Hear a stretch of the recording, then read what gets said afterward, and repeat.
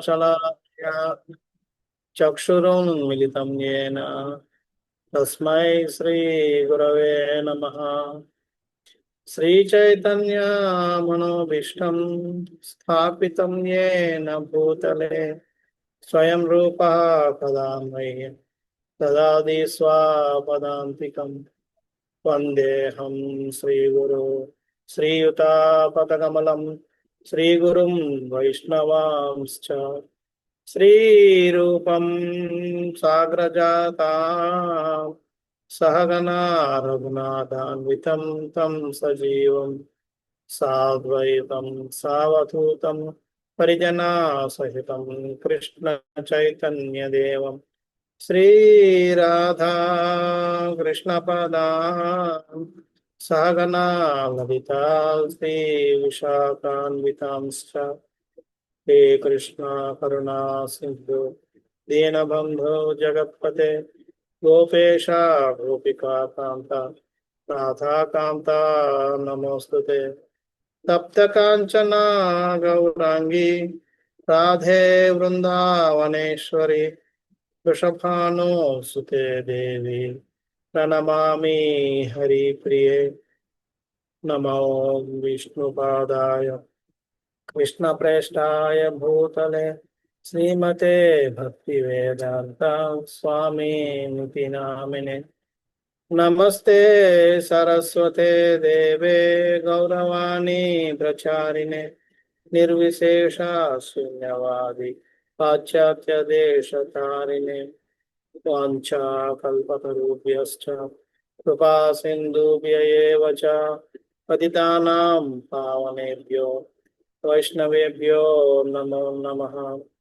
जय श्री कृष्ण चैतन्य प्रभु नित्यानंद श्री अद्वैत गदाधर श्रीवासदि गौर भक्तवृंद। हरे कृष्णा कृष्णा कृष्णा हरे हरे हरे राम राम राम हरे हरे। हरे कृष्ण। మనం శ్రీమద్ భాగవతం ప్రథమ స్కందంలో 17వ అధ్యాయాన్ని మనం మొదలు పెట్టబోతున్నాం. 16వ అధ్యాయము పరీక్షిత్ మహారాజు కలియుగానికి ఏ విధంగా ప్రవేశించాడు అన్న దాంట్లో మనం ముఖ్యంగా ధర్మదేవత భూదేవత వాళ్ళిద్దరి మధ్య జరిగిన సంభాషణ కోసం మనం చర్చించాం. వాళ్ళిద్దరూ సంభాషించుకుంటున్న సమయంలో మన పరీక్షిత్ మహారాజు ఆ స్థానానికి చేరుకోవడం జరిగింది.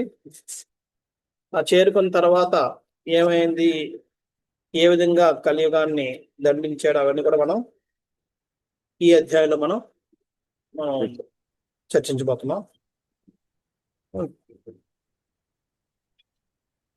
ఇక్కడ మనకి 1వ శ్లోకం నుంచి 16వ శ్లోకం వరకు కలిని పరీక్షిత్ మహారాజు ఏ విధంగా ఎదుర్కొన్నాడు, ఏ విధంగా ఆయన భయపెట్టాడు కలిని, ఏ విధంగా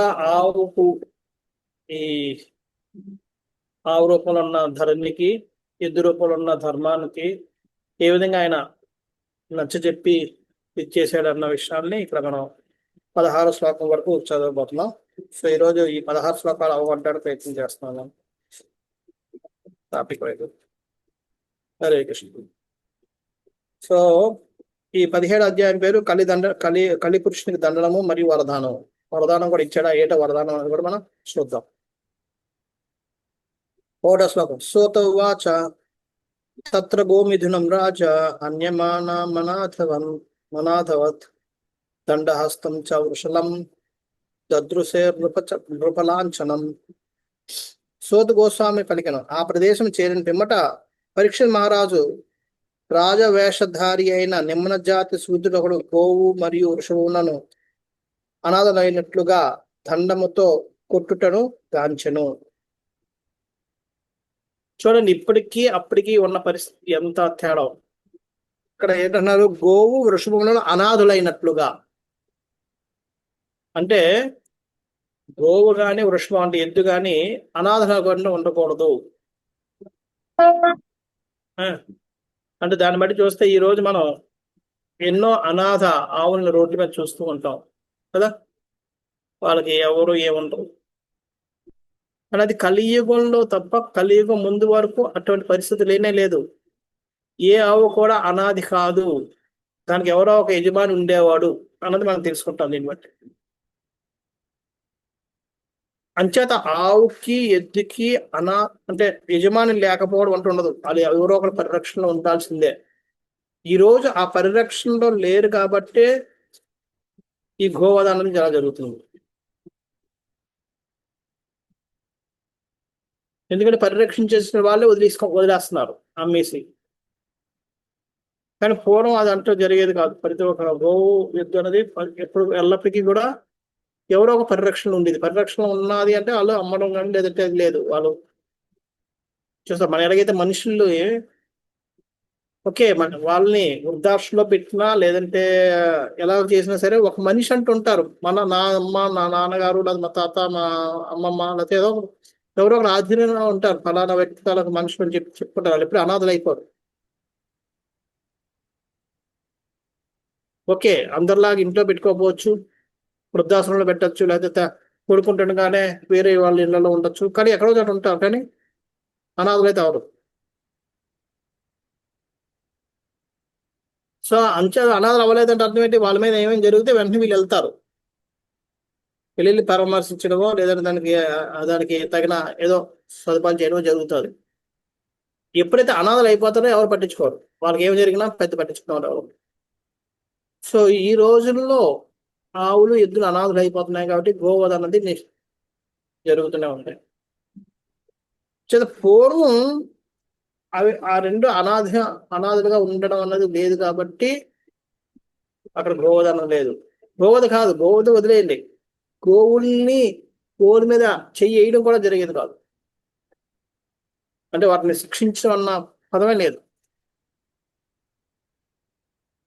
అంటే ఇక్కడ శూద్రుడు ఒకడు గోవధులు దండంతో కొడుతున్నాడట, అంటే కర్రపడటం కొడుతున్నాడు. అదే అంటే చంపడం కూడా లేదు ఇంకా. అదే పరిస్థితి ఈ రోజు నుండి ఏమై ఉండేదో, ఎంతమంది చంపి ఉండేవాడు. ఇంచేత దండంతో కొడుతున్నందుకే పరీక్షిత్ మహారాజు యాక్షన్ తీసుకోవడానికి రెడీ అయిపోయారు. అంచేత అది ఇక్కడ ప్రభుపాద భాషలో రాస్తున్నారు. నిమ్నజాతి శూద్రులు అనగా బ్రాహ్మణ సంస్కృతి మంత్రోపదేశము లేనట్టు దొరలు. అది నిమ్నజాతులు అయితే శూద్రులు ఒకటనే కాదు, శూద్ర వంశంలో పుట్టిన కాదు, ఎవరైతే మంత్రోపదేశం అంటే ద్విజుడు కాదో వాళ్ళందరూ కూడా శూద్రుల కింద లెక్క. ఏ వంశంలో పుట్టినవాడిని, ఏ జాతిలో పుట్టినవాడిని, బ్రాహ్మణుగా పుట్టినవాడిని ఏది పుట్టినా సరే ద్విజుడు కాకపోతే అది. అలాగే బ్రాహ్మణ సంస్కృతి కూడా లేకపోతే వాళ్ళు కూడా శూద్రుల కింద లెక్క. రాజుల లేదా పాలకుల వల్ల వేషధాన్ని గావించుట కలియుగ ముఖ్య లక్షణం. మంచిగా కలియుగంలో ముఖ్య లక్షణం అంటే రాజులు అధికారులు అందరూ ఎవరంటే ఎవరు అయితే అసములో వాళ్ళే. అది మనం చూస్తాం. ఈ రోజుల్లో క్రిమినల్ అయితేనే రాజకీయ నాయకుడు అవుతాడు. క్రిమినల్ అవ్వని రాజకీయ నాయకులను మనం చూడలేము. అటువంటి వాళ్ళకి ఎవరు ఓట్లు కూడా వేయరు. వాళ్ళ మీద 10 కేసులు ఉంటేనే అది. పూలం దేవి అని ఒక ఉండేది, మీకు తెలుసో తెలీదో, బందిపోటు దొంగ కావాలి అక్కడ ఎక్కడ ఈ యూపీలో. ఆమె జైలుకి వెళ్ళింది, జైలు నుంచి వచ్చి పారిపోయి వచ్చేసి అవునా చంపిన తర్వాత ఆ తర్వాత ఆమె రాజకీయ నాయకులు అయ్యి ఎమ్మెల్యేగా గెలిచేయడం అవన్నీ కూడా జరిగింది. మా వాళ్ళు కూడా ఒక ఆయన ఉండేవాడు, ఫెయిల్ మ్యాన్, పేర్లో చెప్పను. ఆయన మామూలు వ్యక్తి, సాధారణ వ్యక్తి, చనిపోయాడు కొన్ని. ఇప్పుడు ఆయన ఏమని పట్టించుకోడు కదా. ఆయన ఒక హత్య కేసులో ఒక ఆయన హత్య చేశాడు. చేసిన తర్వాత ఆయనకి రాజకీయ నాయకులందరూ వచ్చి సర్పంచ్ పదవి ఇచ్చారు. సర్పంచ్ పదవిలో గెలిచేశాడు. అంతకుముందు కూడా ఈ హత్య లేనివాడు కూడా చేశాడు. వార్డు మెంబర్గా కూడా గెలవలేకపోయాడు. కానీ హత్య చేసిన తర్వాత ప్రెసిడెంట్గా గెలిచాడు, సర్పంచ్గా, గ్రామ సర్పంచ్గా. అలా ఉంటాయి. అంటే క్రిమినల్స్ అవ్వకపోతే ఈ రోజుల్లో ఎవరు చేయలేదు. కానీ అది కలియుగ లక్షణం. కలియుగ లక్షణం అటువంటి శూద్రులే రాజ్యాలు వెళ్తారు. అంచేత వాళ్ళకి నీతి, నిజాయితీ, ధర్మం అను భగవంతుని యొక్క భక్తి ఇవన్నీ ఉండవు కాబట్టి వాళ్ళు ఒక పరిపాలన ఎలాగుంటది అంటే అంతా అతలాకుతలంగా ఉంటుంది. ఉన్న శాంతిని కూడా అశాంతి చేసి పడేస్తారు. అమాయకులైన జంతువులు ముఖ్యంగా గో వృషభములను వధించే అట్టి క్షత్రుడు కానట్టి పాలకుల ధర్మం కర్మయ్య ఉండును. ఎవరైతే క్షత్రియ ధర్మంలో వాళ్ళు నిష్ణాతులు కాలేదో, లేదంటే వాళ్ళు క్షత్రియ ధర్మం అయితే తెలుసుకోరో వాళ్ళందరూ ఏం చేస్తారు? ఫస్ట్ ఈ వృషభాలని వధించడం మొదలు పెడతారు. ఇక్కడ అదే జరుగుతుంది. వధశాలలో ముఖ్యంగా మీకు జరిగేది ఏంటంటే వధశాలలో ఇప్పుడు వధశాల గవర్నమెంట్ ప్రోత్సహించి మరీ ఇచ్చేస్తుంది. అందులో జరిగేది అంత వదంతా కూడా ఈ వృషభాల వధ ఎక్కువగా. వాటిని వధించడం కోసమే ఆ వధశాలని ఇచ్చేస్తున్నారు, చేస్తున్నారు. గోవృషభములు తమ యజమానులైన వైశ్యులచే రక్షణ కోల్పోయి ఉండును. ఇది గోరక్షం వాణిజ్యములు కావించడానికి వైష్ణవ ఉద్దేశింపబడినని భగవద్గీతతో తెలిపిబడినను కలియుగమునందు పద్ధతులైనటువంటి వైశ్యులు గోవులను కబైలాలకు పంపడి ఎంత నియుక్తులు ఉండరు. అది ఈ విధంగా, ఎందుకంటే వాళ్ళు ఆ ఆవుల్ని అనాథులుగా చేసేసారు కాబట్టి ఎవరైతే రక్షించాలో వాళ్ళ వల్ల ఆవులు అనాథలు అయినప్పుడు వాళ్ళ మీద ఎటువంటి దుష్కార్యం జరిగినా అడిగేవాళ్ళు ఎవరు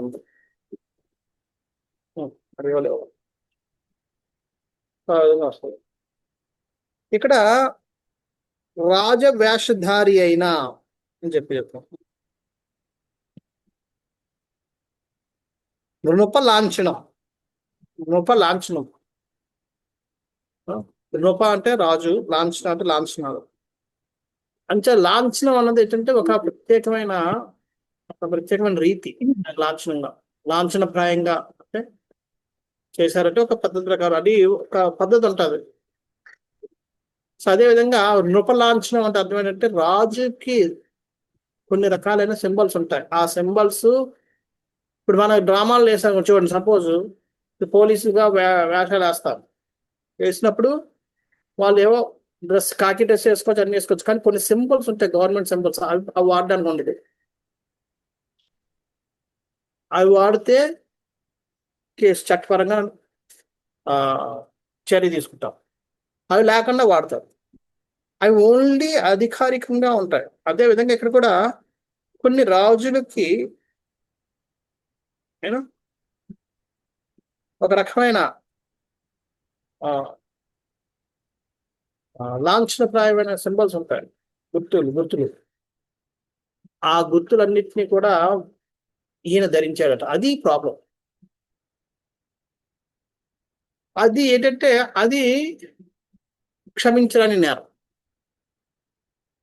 రాజదుస్తులు వేసుకోవడం నేరం కాదు, కానీ రాజదుస్తులలో ఉన్న కొన్ని రాజ చిహ్నాలు ఏవైతే ఉన్నాయో అవి కూడా ధరించడం అనేది, వాటిని ధరిస్తూ అవి ధరించాడు అంటే ఆయన ఒక ఎలాగైతే చాలా మంది చూడండి సర్టిఫికేట్ ఎవరైనా చేస్తారు, కానీ సర్టిఫికేట్లో కొన్ని దొంగ నోట్లు చూడడానికి మామూలుగా కనబడతాయి, కానీ కొన్ని సింబల్స్ ఉంటాయి, అవి వాళ్ళు కాపీ చేయలేరు కదా. సో ఆ విధంగా అదేవిధంగా ఇక్కడ అవి కూడా కాపీ చేయడం వల్ల ఆయనకి, ఆ రాజుకి ఎంతో అది ప్రత్యేకంగా ఇక్కడ ప్రస్తావన అనేది జరిగింది.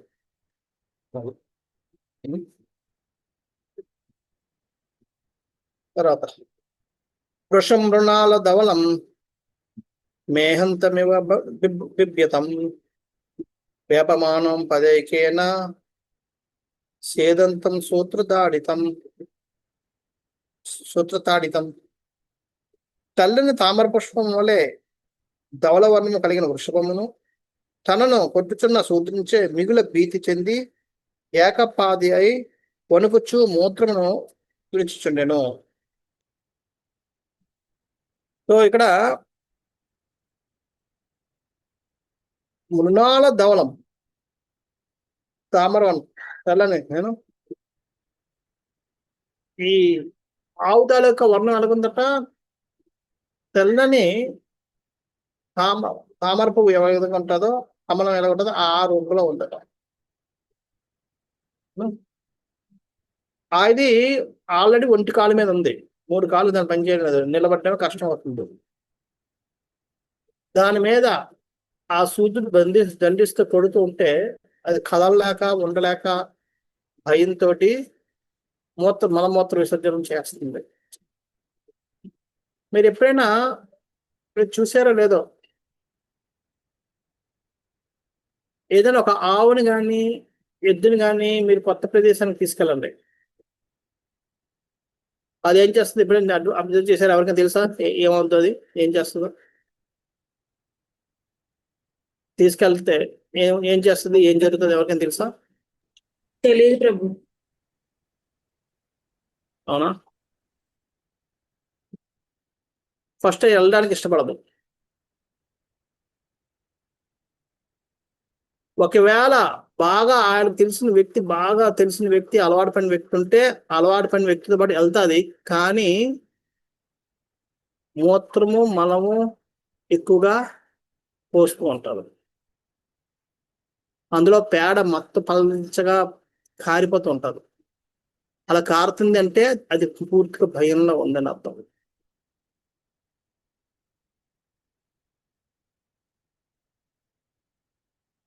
ఎప్పుడైతే దాన్ని పేడ గట్టి పడ్డాది అంటే నార్మల్ భయం నుంచి భయస్థితి నుంచి బయటకు వచ్చినట్టు. అంచేది ఇక్కడ మూత్రమును విడిచుచుండెను, మాట్లాడుతుంది, మూత్ర విసర్జన చేస్తూ ఉంటారు. అది ఈ భయపడిన ఆవు కానీ ఎద్దులక లక్షణం. అంటే ఇక్కడ వణుకుచ్చు మూత్రం విడిచుచుండెను, ఇతను మూత్రం విడుస్తుందంటే అర్థం మొత్తం ఎలాగంటే కల్లడిల్లిపోయింది అనమాట అర్థం. సో అంచేది ఇది అలా తల్లడిల్లిపోయింది ఆ భయానితో. సో కలియుగ ఫస్ట్ లక్షణం ఏం చెప్పారు ప్రభుపాద వారు? ఎవరైతే నాయక లక్షణాలు లేవో వాళ్ళు నాయకులు అవ్వడం, అది మొదటి లక్షణం. రెండో లక్షణము జంతువులు ప్రత్యేకించి గోరు వృషభాలని వధించడం, ఆ నాయకుల తాలూకా లక్షణం.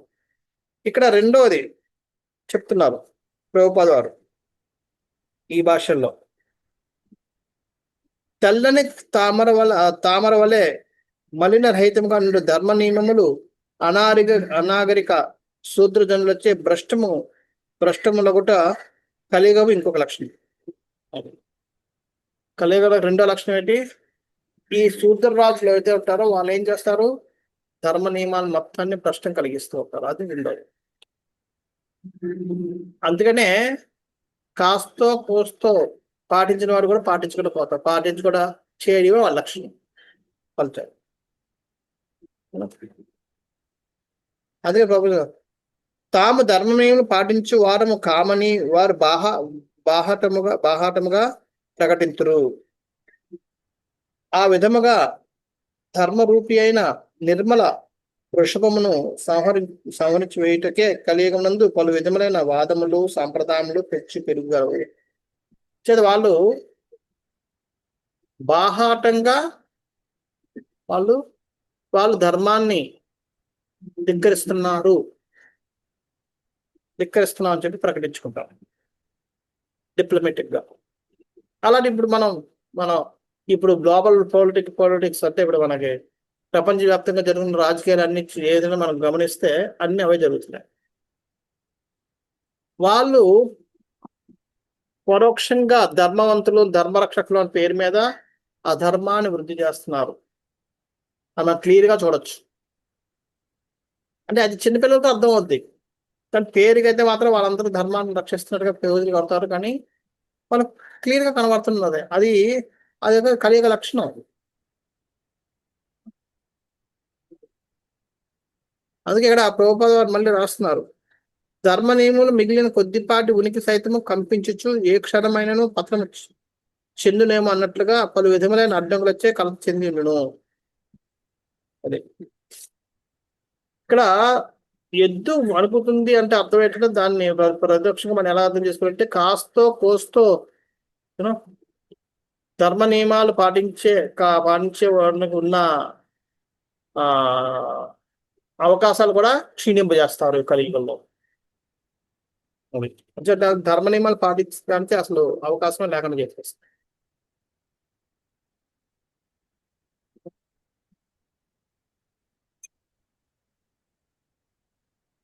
ఇక్కడ విశ్వనాథ చక్రవర్తి ఠాకూర్ వారు చెప్తున్నారు, మెహంతం ఇవ అన్న పదానికి అర్థం విశ్లేషిస్తూ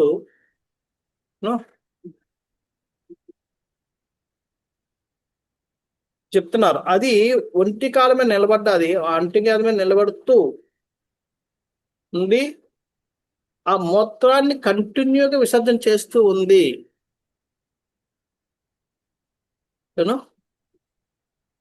అంటే అర్థం ఏంటంటే అది కంటిన్యూగా దానికి అది కంటిన్యూగా అపాయాన్ని గుర్తిస్తూ ఉంది, అపాయకరమైన స్థితిలో ఉన్నానన్న భావనలో ఉంది.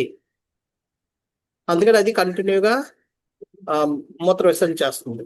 అంటే దీని అర్థం ఏంటంటే ధర్మము అపాయంలో ఉంది అని అర్థం. కలియుగం వచ్చిందంటే ధర్మం ఎప్పుడు కూడా అపాయంలోనే ఉంటుంది. ధర్మ ఈజ్ ఇన్ డేంజరస్ కండిషన్. అలా మలమూత్ర విసర్జన కంటిన్యూగా చేస్తే ఏమవుద్ది, నీరసించే చనిపోతుంది. అంటే అది ఎంత మలమూత్ర విసర్జన చేస్తుందో అంత క్షీణిస్తుంటుంది. అంటే ధర్మం కూడా అదే విధంగా క్షీణిస్తూ పోతూ ఉంటుంది అని.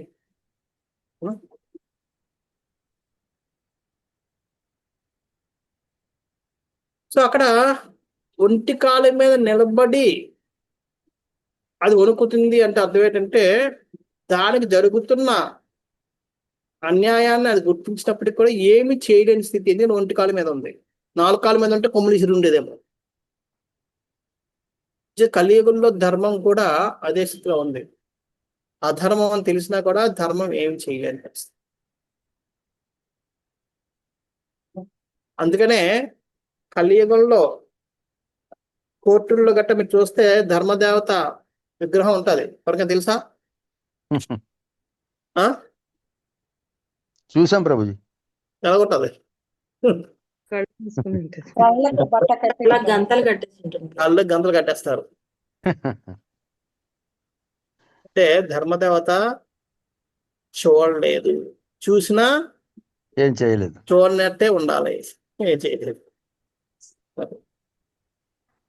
అంచేత అక్కడ ఇది ధర్మదేవత యొక్క దుస్థితి.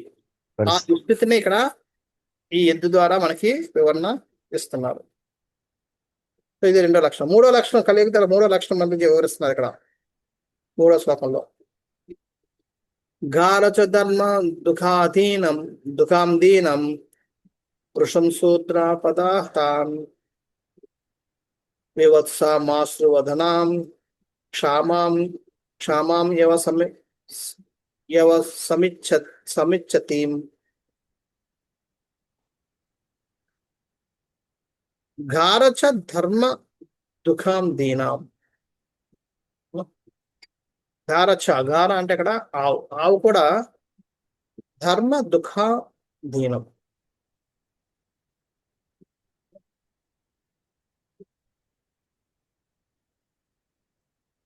ఎలాగైతే ధర్మం తన యొక్క ప్రయోజనాన్ని పొందకుండా అది దుఃఖిస్తుందో అదేవిధంగా ఆవు కూడా అదే దుఃఖంతో వృషం దుఃఖితమై ఉందట. శూద్ర పదాహతం శూద్రుడి చేత పద అంటే పాదాల మీద హత అంటే పాదాలు గాయపరుస్తున్నాడు ఆయన. నాకు పాదాల మీద కొడుతున్నాడు. మనమేనా ఏమంటే వరే వచ్చేవాటి కాళ్ళు ఎరగొడతాను అంటాం కదా. అంటే మెయిన్ అక్కడ ఒక మనిషిని నిలబెట్టడానికి ఉండే శక్తి అది. అది ఎప్పుడైతే తీసేసావో మొత్తం అయిపోయినట్టే. అలాగే ఇప్పుడు దుర్యోధను కూడా భీముడు సంపూర్ణ చంపలేదు, ఒక్క దెబ్బ కొట్టాడు తొడ మీద. ఆ దెబ్బకి తొడ మొత్తం నుజ్జు నుజ్జు అయిపోయింది. నుజ్జు ఎలాగైపోయిందంటే ఈ ఎముకలతో పాటు పేస్ట్ అయిపోయింది అట చూడండి. ఎముకలు కూడా మిగలలేదు, ఎముకలు కూడా ముద్ద అయిపోయాయి.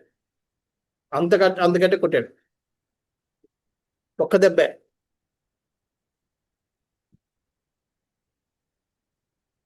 దాంతో ఆయన కుప్ప కూలిపోయి పడిపోయాడు, రక్తం కారుతూ. అది ఇంకా ఇంకా అంతే కాదు ఇంకా. దాంతో వాళ్ళు డిసైడ్ అయిపోయారు ఇంకా ఇంక చచ్చిపోతాడు అంతే. అలాగా కృషిస్తూ కృషిస్తూ ఒక రోజంతా ఉండి నెక్స్ట్ డే చనిపోతాడు దుర్యోధనుడు. ఎందుకంటే అప్పుడు యుద్ధం చేసి మళ్ళీ చంపడానికి అది వ్యతిరేకం. ఎందుకంటే ఆయన ఆయుధం పట్టలేదు కాబట్టి చంపడానికి లేదు, ఆయన యుద్ధం చేయడం లేదు కాబట్టి ఇంకేం చేయలేరు, శత్రువు కాబట్టి కాపాడడానికి లేదు.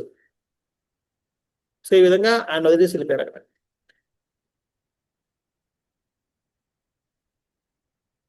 సో అంచేత అక్కడ ఇదిగా మనుజుడు గోవు ధర్మ నియమములను పొందగలిగిన కారణమున అది ప్రయోజనకరమై ఉన్నది. అయినప్పటికీ అది ఇప్పుడు దీనయే వత్సమును కోల్పోయి ఉండెను. శూద్రునిచే పాదములు కొట్టబడి కన్నీటితో నిలిచిన ఆ గోవు దుఃఖితయు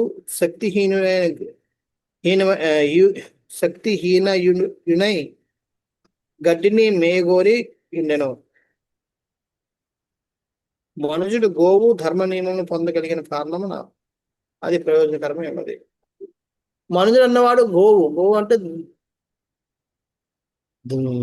భూమి, ఆ రెండు ఎప్పుడు ఉంటాయో అది ప్రయోజనకారు, దాని నుంచి ప్రయోజనం పొందుతాడు. కానీ ఇప్పుడు ఆ ఆవు తన వత్స లాంటి అంటే తన లాంటి వృషభాన్ని ధర్మాన్ని కోల్పోతుంది. ఒక పక్క దాన్ని చూస్తూ రెండో పక్క ఆ శూద్రుడు దీన్ని గావును కూడా కాలంలో గాయపరుస్తున్నాడు. ఆ బాధకి రెండింటికి అది కూడా దుఃఖితురాలే. అది కూడా అలాగే యూరిన్ అదే మూత్ర విసర్జన చేస్తూ శక్తి కోల్పోతుంది కాబట్టి ఏదో తినాలనే తపనలో ఉంది, కానీ తినడానికి కూడా దొరకడం లేదు, తినడానికి కూడా వెళ్ళలేకపోతున్నాయి భయంతో. ఎందుకంటే సూర్యుడు దెబ్బలకి. ఈ విధంగా ఇది ఆవు పరిస్థితి ఇక్కడ ఉంది. అంటే ఇక్కడ ప్రభుపాద భాషను చెప్తాను. గోవుల దుఃఖమయ్య స్థితి ఎందు ఎనున్నది కలియుగం యొక్క మరి ఒక లక్షణము. గోవుల్ని దుఃఖ స్థితిలో కట్టడం అనేది కలియుగంలో ఉండే మూడో లక్షణం. ఫస్ట్ లక్షణం ఏంటి? అనర్హులైన వారు రాజులుగా వచ్చేయడం. రెండోది వాళ్ళ యొక్క దీంట్లో ధర్మం అన్నది అధర్మంగా నెలకొనడం, ధర్మం తన యొక్క అమలత్వాన్ని కోల్పోవడం రెండోది. మూడోది గోవులు వృషభాలు దుఃఖమయ స్థితిలోనే ఉండడం. గోవులను క్షీరము గ్రహించడం అనగా ద్రవ రూపమున ధర్మ నియమములను గ్రహించడం అని భావము. గోవునిచ్చే పాలట ధర్మ నియమాలు. అంటే దరిద్రి ఎప్పుడైతే చూడండి, ఇక్కడ మనం అర్థం చేసుకోవాల్సింది ఏంటంటే ఆవు తన బిడ్డను చూసినప్పుడు మాత్రమే పాలిస్తుంది. అందుకనే ముందు పాలు తాగిస్తారు ఆవు దూడని. పాలు తాగించగానే అది పాలు విడుస్తుంది దూడ కోసం. అప్పుడు పాలు తీయడం మొదలు పెడతారు మనం. అప్పుడు ఆవుని పక్కన దూడని పక్కన కట్టి పాలు తీస్తారు. అది మళ్ళీ ఆపేలోపు మన పాలు తీసేస్తారు చాలా మంది ఆపుకునేలోపు. కొన్ని ఆవులు వెంటనే కూడా ఆపేస్తారు. నేను ఇంతకుముందు కూడా స్టోరీ చెప్పాను. విజయవాడలో ఒక ఆవు ఉంది, ఆవు ఆపేస్తుంది. అందుచేత అది మనం ఎప్పుడైతే దూడని పక్కన పెట్టామో ఆవు పాలు ఆపేస్తుంది. కొంచెంసేపటికి పాలు ఆగిపోతాయి. మళ్ళీ దూడని పెట్టగానే మళ్ళీ పొండుగా పొదుగు ఇలా పొంగిపోద్ది. ఆ పొంగిపోయి మళ్ళీ తీసేది మళ్ళీ మనం తీద్దానేటప్పుడు మళ్ళీ ఆగిపోతాయి. అందుకని దాన్ని ఏం చేసేవాడు ఇప్పుడు ఒక పక్క రెండు స్థానాలతో చాలా ఆవులు కలా చేస్తాం. వాడాలో కూడా జీవిలో కూడా మేము అలాగే చేస్తాం. ఒక పక్క దోణ రెండు స్థానాలతోటి దోణ తాగిస్తున్నారు, రెండు స్థానాలతోటి మనం పాలు తీస్తూ ఉంటాం. అందుకని ప్రభుపాద వారు అంటారు, ఇప్పుడు గోవుల్ని మనం పోషించడం వల్ల ఒక కష్టం కూడా ఉంటుంది. ఎందుకంటే గోవుతో పాటు గోవు ఎప్పుడైతే పిల్లలు పెడుతుందో అప్పుడే అది పాలిస్తుంది. పిల్లవాళ్ళు లేకపోతే పాలివ్వదు. మరి పిల్లలు మనకు కనిపిస్తుంటే గోసంఖ్య పెరిగిపోద్ది, అది గో సంరక్షణ కష్టం అవుద్ది. దీని పరిష్కారం ప్రభుపాద వారు ఏం చెప్తారంటే, ఎవరైతే ఆ గోవును పోషిస్తున్నాడో వాడు ఎంత చక్కగా ఎంత ఇదిగా పోషించాలి అంటే, వాడిని చూడగానే ఆ గోవు నా బిడ్డ అనుకుని ఆ ఆ ప్రేమతో వాత్సల్యంతో పాల్గొనడం మొదలు పెట్టాలి ఆ మనిషిని చూడగానే. అంత ఇదిగా చూడాలి. అప్పుడు బిడ్డ లేకపోయినా పాలు వస్తాయి మనకు. అంటే మెయిన్ ముఖ్యంగా ఏంటంటే, మనకు అర్థమైంది ఏంటంటే, ఆవు అన్నది తన బిడ్డను చూసినప్పుడు మాత్రమే పాలిస్తుంది. ఇక్కడ ఆవు రూపంలో ఉన్నది ఎవరు? భూదేవి. అలాగే భూదేవి కూడా తన నుంచి ఆవులు ఏది ఈ పాలు లాంటి ఆహార పదార్థాలను ఎప్పుడు ఎప్పుడైతే ధర్మం అన్నది ఉంటుందో అప్పుడే అది ఇస్తుంది.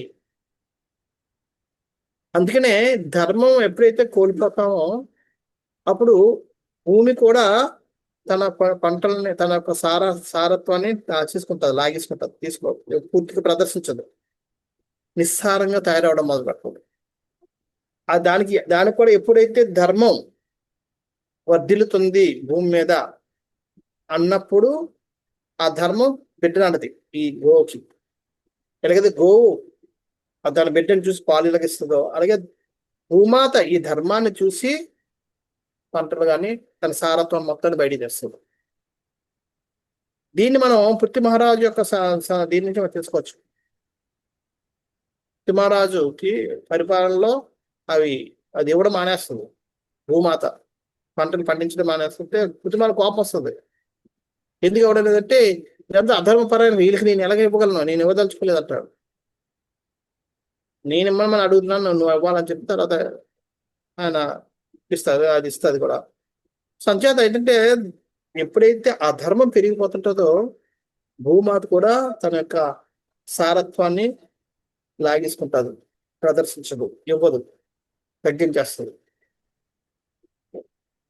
సంచేత అందుకనే ధర్మానికి భూమికి ఒక పంతం ఉంది. ఏంటది? ధర్మం భూమాతకి బిడ్డ లాంటిది. ఎలాగైతే భూమికి ధర్మం ఎలాగైతే బిడ్డ, ఆ విధంగా సంచేత ఇక్కడ ఆ బిడ్డ లాంటి దాన్ని చూస్తూ ఆయన రోధిస్తూ ఉంది, ఆయన స్థితిని చూసి అని చెప్పి ఇక్కడ ప్రభుపాద రాసిన వేద నియమం అనుసరించి సనాతన ధర్మపరుడు గృహస్థునకు వృషభములను గృహ సంపత్తిగా కలిగి ఉండటం అన్నది ముఖ్య ధర్మము. అది వేదం నుంచి ముఖ్యమైన సంపద ఏంటి? వృషభాలు, ఎన్ని ఆవులు ఉన్నాయని. అందుకనే పూర్వం వాళ్ళ యొక్క ఇంటి పేర్లు ఇవన్నీ కూడా వాళ్ళ దగ్గర ఎన్ని ఆవులు ఉన్నాయని బట్టి ఇచ్చేవారు. భాను అనే టైటిల్ ఎవరికి ఇచ్చేవారు అంటే, ఎవరి దగ్గర 12 లక్షల ఆవులు ఉన్నాయో. నంద అనే టైటిల్ ఎవరి దగ్గర 9 లక్షల ఆవులు ఉన్నాయో. అందుకని నంద మహారాజు, వృషభానుడు. వృష అన్నది ఆయన పేరు, భానుడు అంటే 12 లక్షల ఆవులు ఉన్నవాడు కదా. అందుకనే యశోద వాళ్ళకంటే రాధారాణి, అంటే కృష్ణుడి కంటే రాధారాణి చాలా ధనికిరాలు. ఎందుకంటే కృష్ణుడు వాళ్ళ దగ్గర నందవారాల దగ్గర 9 లక్షల ఆవులు ఉంటే రాధారాణి వాళ్ళ దగ్గర 12 లక్షల ఆవులు ఉండి వాళ్ళు ధనవంతులు, రాధారాణి వాళ్ళు. సో ఈ విధంగా అది క్షీరము గ్రహించుట కొరకే గాక ధర్మ నియమం పొందుటకును ఉద్దేశం ఉన్నది. ఆ గో సంపద ఏంటంటే ఏదో ఆవులను పొందడానికని కాదు, మనం ఆ ధర్మానుసారం నేర్చుకోవడం అనేది కూడా ఒక పద్ధతి. కనుకనే సనాతన ధర్మపరుడు గోవులను పూజించి బ్రాహ్మణుడు గౌరవం కలిగి ఉండేవాళ్ళను. సనాతన ధర్మంలో ఎవరైనా ఉంటున్నాము అంటే వాళ్ళు గోవులను పూజించి తన బ్రాహ్మణుల గౌరవం కూడా ప్రదర్శించాలి. ఇక్కడ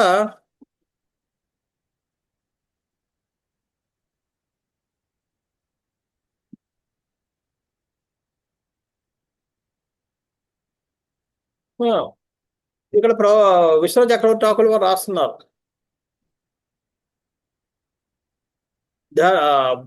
భూమాత తనకి బిడ్డ లేకుండా ఉన్నది అని. బిడ్డ ఏంటంటే భూమి యొక్క బిడ్డ అంటే భీము నుంచి పుట్టేది ఇవి ధాన్యం. చేత ధాన్యం పుట్టదు, ధాన్యం ఇవ్వదు అది.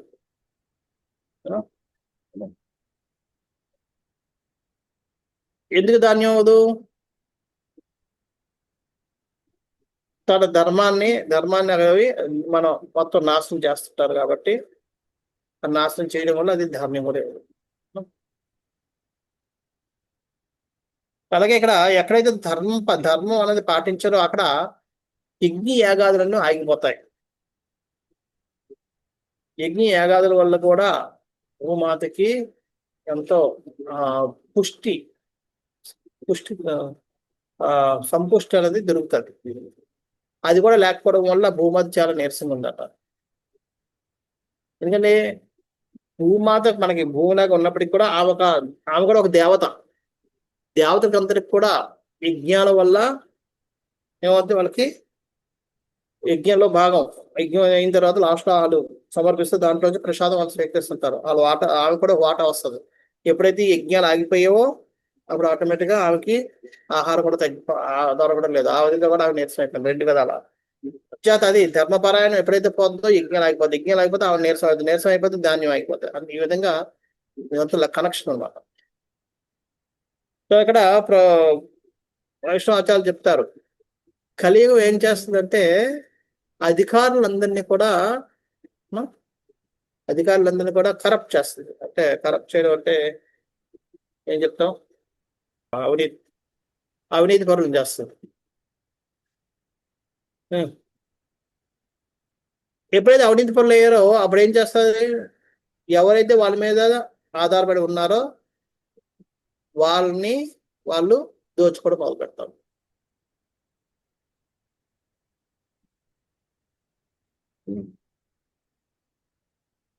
సో ఇక్కడ అందుకనే ఇక్కడ ఈరోజు నేను జస్ట్ ట్రైన్లో వస్తున్నాను, ముంబై వస్తూ చూస్తున్నాను.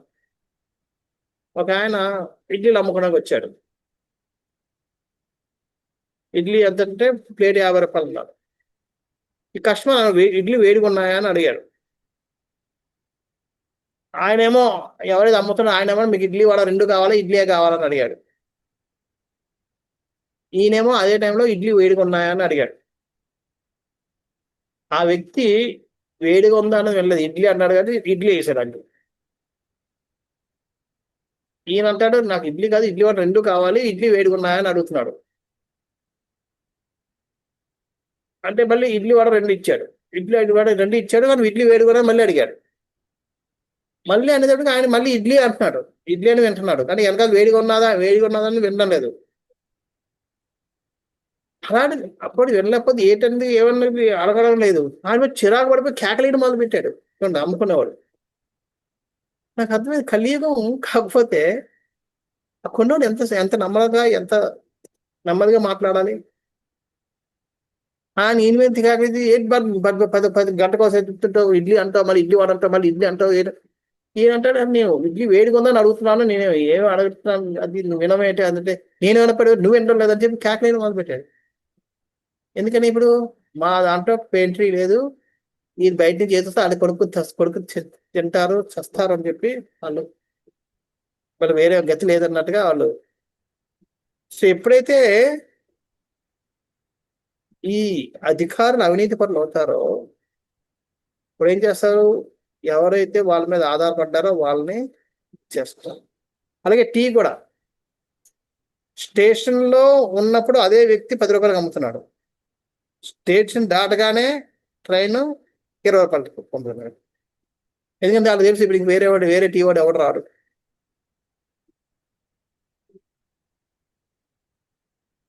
సో ఈ విధంగా మనం చేస్తాం.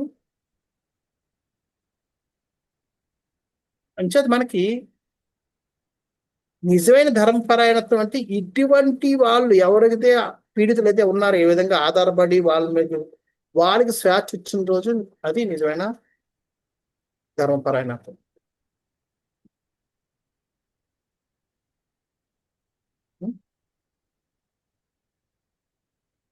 అంచేత ఎప్పుడైతే ఎవరికి వాళ్ళుగా అధికారులుగా అవుతారో అప్పుడు ధర్మపరాయత్నం అని ఉంటుంది. అప్పుడు ఏంటంటే ఒకరికొకరు నేను నాకు అధికారం అయినప్పుడు నన్ను ఇంకెవరు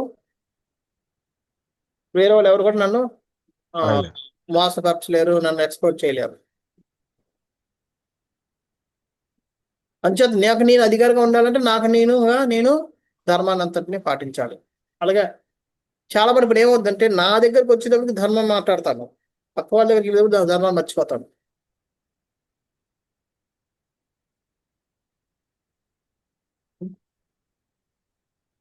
అంచేత మన దగ్గరకు వచ్చేది మనం బేరం ఆడతాం, అదే మనం అమ్మే దగ్గర మాత్రం బేరం ఆడతాం, అదే చూడం. ఇలాంటివన్నీ జరుగుతూ ఉంటాయి. సో అదే అటువంటి లేకూడదు. ఇప్పుడు ధర్మపరాయత్నం అన్నది నాకైనా వేరే వాళ్ళ విషయంలోనైనా ఎవరి విషయంలోనైనా ఒకటే ఉన్నప్పుడు అది నిజమైన ధర్మపరాయణం. అలా ఉండగలిగినప్పుడు ఆ అలాగే అందరూ ఉంటే ఆయన అధికారిగా ఉన్నట్టు. ఎవరికి వాడే అధికారం అవుతాడు. ఎవరికి వాడే అధికారం అయినప్పుడు వేరే వాడు ఎవడు కూడా ఆయన్ని మోసపరచలేడు. ఆ విధంగా ధర్మపరాయత్నం వల్ల అందరూ కూడా ఎక్కడ మోసం అనేది జరగదు, అవినీతి అన్నది ఉండదు. అంచేత మనం అందరం కూడా ఎవరికి వాళ్ళమే ధర్మపరాయణం అవ్వాలి. ఆ విధంగా అయినప్పుడే మనం ఈ సమాజాన్ని మనం నిలబెట్టుకోగలుగుతాం, సమాజాన్ని మనం మంచిగా చేయగలుగుతాం.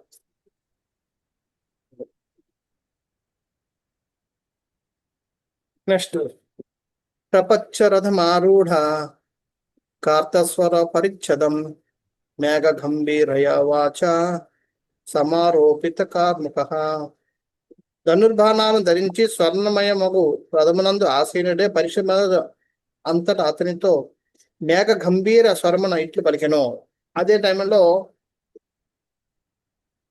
పరీక్ష మహారాజు అక్కడ చేరుకున్నాడు. ఏ విధంగా? స్వర్ణమయమగు రథం మీద కూర్చున్నాడు, ధనుర్బాణాలు ధరించి వచ్చాడు. ఆ టైంలో అది చూడగానే ఎప్పుడైతే ఇలా చూశాడో, ఎందుకంటే అక్కడ పూర్వం రాజుని ఏ ఆవు ఎద్దు కూడా అనాథగా ఉండేది కాదు. ఎందుకంటే ఒకవేళ ఏవైనా ఒక ఇంటి గృహస్థుడు కానీ లేకపోతే ఒక ఆశ్రమం కానీ ఎవరైనా సరే ఆవులు ఎద్దుల్ని దూడల్ని పెంచలేని స్థితి వస్తే వాళ్ళు ఏం చేసేవారు? గవర్నమెంట్కి అప్పు చెప్పేవారు, గవర్నమెంట్ చూసుకునేది. అందుకే పూర్వం పశుగ్రాస స్థలాలన్నీ ఉండేవి. పశుగ్రాసం అంటే మేత వేసుకోవడానికి ప్రభుత్వం. ఇప్పుడు కూడా ప్రభుత్వం లెక్క ప్రకారం ఉండాలి, కానీ ఇప్పుడు ఏం చేస్తారు? ఆ పొలాలను అమ్మేస్తున్నారు, ఆవుల్ని అమ్మేస్తారు. మనం ఒక ఆవుని కానీ మనం తీసుకొచ్చి గవర్నమెంట్కి ఇచ్చామంటే గవర్నమెంట్ చాలా హ్యాపీ అయిపోతుంది, ఎందుకంటే దానికి గోవత్సరాలకు నెక్స్ట్ టైంలో పంపించేస్తుంది. ఈ భూమిని కబ్జా చేసేసుకుంటాం, అవినీతి పరంగా ఎవరికొకరికి ఇచ్చేసుకోవడం, అమ్ముకోవడం ఏదో చేస్తారు. పూర్వం అలా కాదు పద్ధతి. చేత మేము ఇక్కడ పలాసలో స్థలం కోసం మళ్ళీ ప్రయత్నిస్తుంటే ఒక గవర్నమెంట్ ఆఫీసర్కి వెళ్తే వాళ్ళు అంటున్నారు, మీకు అక్కడ ఉంది కదండి, మనకి ఒక ల్యాండ్ చూపించారు, ఇది ఏ ల్యాండ్ అని చెప్పి అని అడిగారు కలెక్టర్ గారు, ఎంఆర్ఓ అని. అదేనండి ఇదంతా ఈ పశువులు ఈ మేత కోసం వదిలిన ల్యాండ్ అని అంటున్నాడు. అంటే గవర్నమెంట్ నియమం ప్రకారం ఇప్పటికి కూడా గవర్నమెంట్ లెక్కలో ఉన్నాయి, అయితే క్షీణిస్తూ ఉండొచ్చు. కానీ అంటే మనకి హిందూ ధర్మం ప్రకారం రాజ్యాంగంలో ఉన్నాయి, కానీ ఇప్పుడు అవన్నీ అవినీతి పనులు అవడం వల్ల, రాజకీయ నాయకులు అయితే అవ్వచ్చు, అధికారులు అవినీతి పనులు అవడం వల్ల దాన్ని అంతటినీ నాశనం చేస్తున్నారు. కానీ లేకపోతే ఇప్పటికే ఉన్నాయి.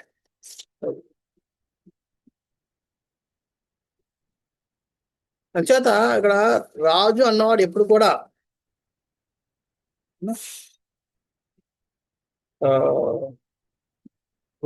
గోవుల్ని బ్రాహ్మణుల్ని, స్త్రీలని, శిశువుల్ని, వృద్ధుల్ని, ఈ 5గురిని హింసించే వాళ్ళని దండించడంలో వెనుకంజ వేయకూడదు.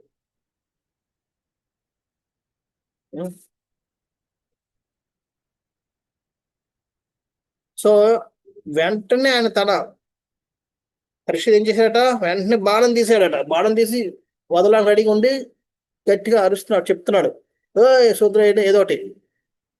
ఎందుకని, ఎందుకు ధనం, ఎందుకు ముందే బాణం బాణం ముందే ఎందుకు పెట్టారంటే, ఒకవేళ దీనికి భయపడి పారిపోతే అని చంపేస్తాను. తప్పు చేసిన వాడు దండని ఎదుర్కోకుండా పారిపోదాం అనుకుంటే వాడికి మరణ శిక్ష పడుతుంది. అంతే దాన్ని పారిపోనివ్వను అని చెప్పి ముందే ధనం రెడీ చేసి పెట్టుకున్నాడు పరీక్షిత్ మహారాజు. ధనుష్ బాణం. ఇక్కడ ఏమని పలికారు, ఏమంటున్నాడు, ఏమని చెప్తున్నాడు? కస్త్వమచ్చరణే లోకే బలాద్వంస్యబలాన్ బలి నరదేవోసి వేషేణ రథవత్కర్మ నాద్విజ. కహ ఎవడు, త్వం నువ్వు, కత్వం ఎవడు నువ్వు, మచ్చరణే లోకే,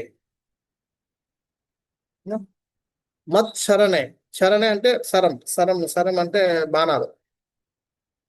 ఈ లోకం నిన్నెవరు కూడా నా బాణాల నుంచి రక్షించేవాడు లేడు. బలంగా హంసి అబలాన్ అంటే బలం లేని వాళ్ళు, అంటే నిస్సహాయకులు నువ్వు హింసిస్తున్నావు. మళ్ళీ ఎలాగున్నా నువ్వు, బలి నరదేవోషి వేషేన, బలవంతమైన నరదేవ అంటే రాజు వేషంలో ఉండి రక్షించాల్సింది పోయి ఇటువంటి అసహాయాన్ని నువ్వు వేధిస్తున్నావు. అంచేత నిన్ను ఇప్పుడు నా బాణాల నుంచి రక్షించేవాడు ఎవరు లేడు. నటవత్కర్మ నా ద్విజ, నటుని వల్లే కర్మల ద్వారా ద్విజుడు కాదు, ద్విజుడు కాని వాడుగా వ్యవహరిస్తున్నావు, కానీ చూడడానికి ఏమో మనం చేస్తున్నావు. నీ కపటానికి శిక్ష నా బాణాలతో బుద్ధి చెప్పడమే అని చెప్పు. ఏదో చెప్తున్నా, ఓయి ఎవడు నీవు బలముగా కలవానిగా గోచరించినను నా రక్షణ యందు నా నిస్సహాయ జీవులను వధించుటకు సాహసిస్తున్నావు. వేషధారను బట్టి నువ్వు నరదేవునిగా అంటే రాజుగా గోచరించినను నీ కర్మల ద్వారా నీవు ద్విజత్వం పొందిన క్షత్రియ నియమములను వ్యతిరేకించున్నావు. చూడడానికి నువ్వు రాజుగా కనబడుతున్నప్పటికీ కానీ నీ వ్యవహారాలు మాత్రం అలా కనబడడం లేదు అని చెప్పి అన్నాడు. అంచేది ఎవరు నువ్వు, నా రక్షణలో ఉన్న ఆవుల్ని నువ్వు బోధించడానికి ఏ విధంగా నువ్వు సాహసిస్తున్నావు అని చెప్పి చెప్తాను. యస్త్వం కృష్ణే గతే దూరం సహగాంధీవ ధన్వన శోచ్యాన్ రహసి ప్రవాసాన్ వదమర్హసి. ఓ ధూర్తుడా అంటే దుష్కర్మలు చేసేవాడా అని.